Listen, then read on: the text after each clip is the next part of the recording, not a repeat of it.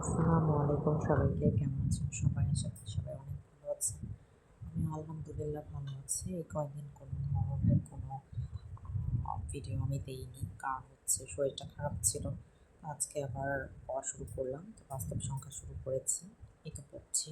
এখন একটা এক্সাম আছে এজন্য পড়বো। এটা হচ্ছে বিসিএস এর একটা বই কিনেছি ম্যাজিক বুক।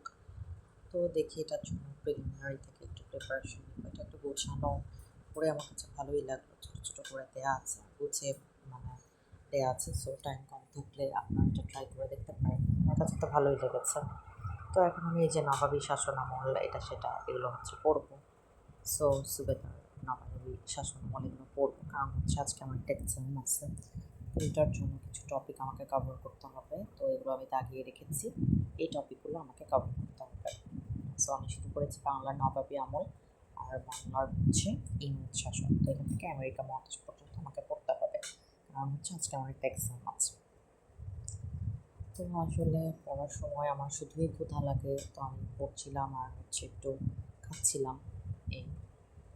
তো নতুন বই দেখলে কিন্তু পড়তে ভালোই লাগে। এই বইটা আমি নতুন এনেছি। সো আমার তো পড়তে ভালোই লাগছে।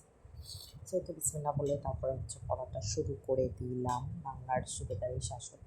তো আমি এরকম লাইন বাই লাইন পড়ি এবং নিচে হচ্ছে আন্ডারলাইন করি। আবার কোনো কিছু যদি ইম্পর্টেন্ট মনে হয় আমার যে নোটবুকটা আছে ওটার মধ্যে আমি হচ্ছে সেগুলো তুলে রাখি। এটার জন্য পড়ার স্টাইল এক এক রকম, আমারটা একরকম। আমি আগে অনেক কালার পেন্সিল ইউজ করতাম,